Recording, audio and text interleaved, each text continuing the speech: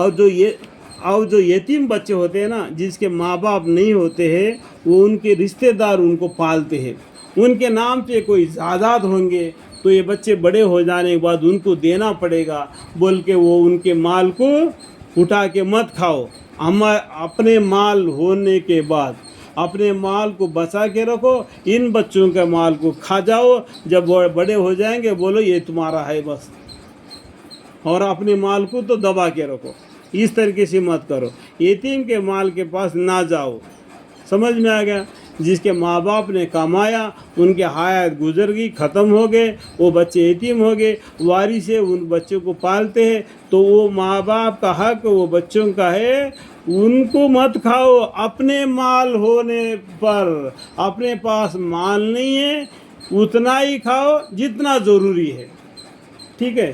اور اپنے مال کو دبا کے رکھ کے یتیم کے مال کو مت کھاؤ۔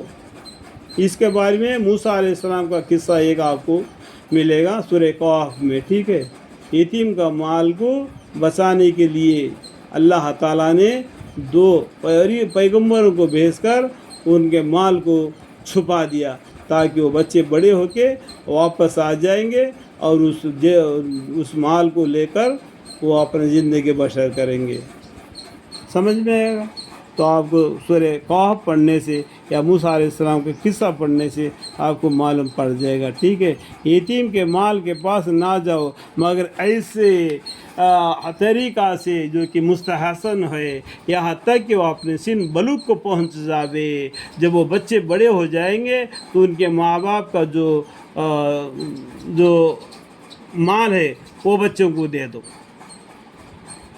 اور اگر تم تنگ دستی ہو اتنا ہی اس مال میں سکھاؤ اس یتیم بچے کا جتنا ضروری ہے، باقی سب ان کو دے دو جب وہ بالغ ہو جائیں گے۔ اور ناپ تول پوری کیا کرو۔ جو ناپ تول کرتے ہیں نا، جو چاول کا ہے، شکر کا، اور اس کا پیسہ تو برابر پورا لیتے ہیں، ناپ تول میں کم زیادہ کر دیتے ہیں، ایسا مت کرو۔ اور کل قیامت کے دن تمہارے نام اعمال کو بھی اللہ تعالیٰ حساب کریں گے۔ اس ٹائم پر جو حرکت تم کرتا ہے نا، اس حرکت اللہ کریں گے تو تمہارا کیا حالت ہو جائے گا۔ سمجھ میں آئے گا بات؟ کیا کرو؟ انصاف کے ساتھ پوری تول کر دو، اور پورا حصہ پیسہ ان سے لیتے ہو، اور ناپ تول پوری کیا کرو انصاف کے ساتھ۔ ہم کسی شخص کو اس کے امکان سے زیادہ تکلیف نہیں دیتے۔ اللہ تعالیٰ انسان کو زیادہ تکلیف دینے والی بات یہ اسلام میں ہے ہی نہیں۔ جو پیغمبر صلی اللہ علیہ وسلم، صحابہ اکرام رضی اللہ عنہ، بزرگان دین، تبع تابعین سب کچھ کر کے گئے۔ یہ آسان زندگی ہے اسلام، ٹھیک ہے؟ اس کو تنگ مت کر لو اپنے دماغ سے۔ اور تم بات کیا کرو تو انصاف رکھا کرو، تم بات کرو بالکل انصاف کے ساتھ بات کرو۔ وہ شخص قرابت داری ہو، اگر تمہارا بھائی ہو یا بھائی کا بیٹا ہو، پھر بھی انصاف کے ساتھ بات کہو، اپنے رشتہ داروں کے بیچ میں وہ آڑے مت لاؤ۔ اللہ تعالیٰ انصاف کرنے والوں کو ساتھ ہوتا ہے، اللہ بالکل بے انصافی کرنے والوں کو ناپسند کر دیتا ہے۔